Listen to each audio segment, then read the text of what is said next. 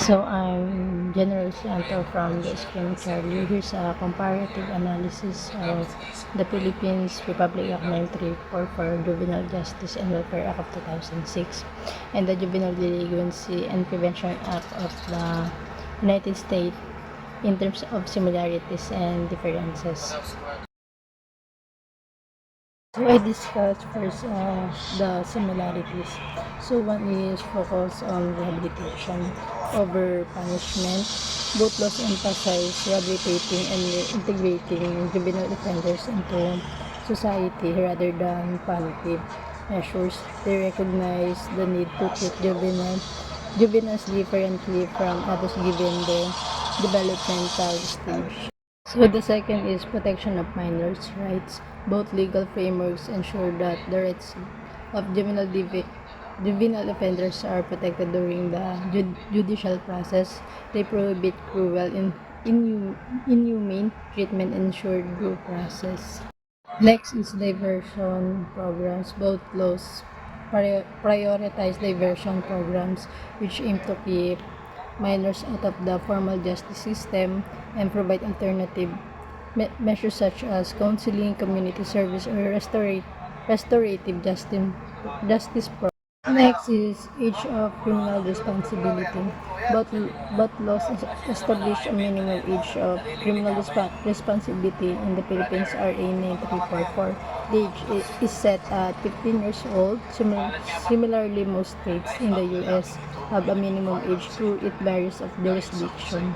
And next is role of social services. Social workers, psychologists, and community programs play a crucial role in assessing and rehabilitating juvenile offenders under both laws.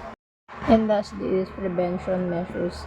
Both laws emphasize crime prevention through education, family involvement, and community-based programs to address the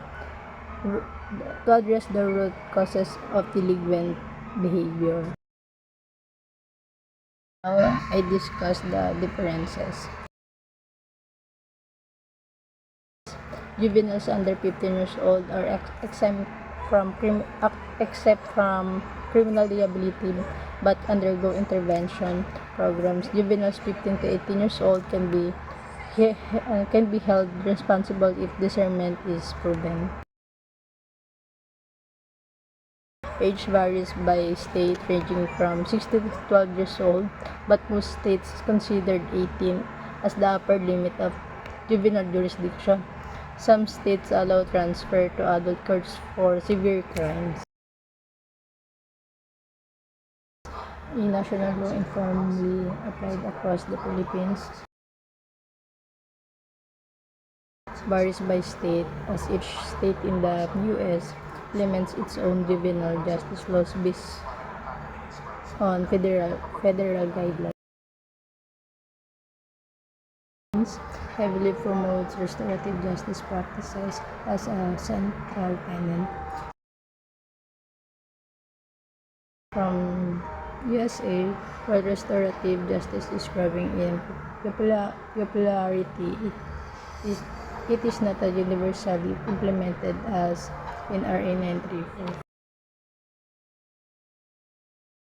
Next is mandatory rehabilitation. From RA 9344 Philippines requires the establishment of Bahay Pag-asa, House of Hope for the rehabilitation of juvenile offenders. And from USA, rehabilitation centers and services are managed by state of local authorities and vary widely and availability. Tailored to the Philippines context, including the role of family and community in a child's development.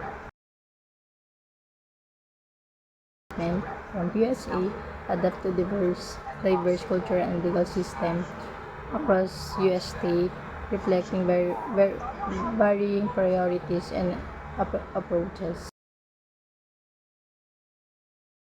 Lastly is government involvement. RA 9344 from Philippines, managed by the Juvenile Justice and Welfare Council, JJWC, under the Department of Social Welfare and Development, DSWD, and from USA, oversight provided by the federal government through the Office of Juvenile Justice and Delinquency Prevention, or OJJDP, but implemented primarily by states. In conclusion, both laws reflect a shared understanding of the importance of treating juveniles with compassion and recognizing their potential for change. However, they differ significantly in implementing due to cultural, legal, and governmental structures. The Philippines RA 9344 is more uniform and restorative in nature, while the U.S. system is decentralized and varies widely across states. Thank you.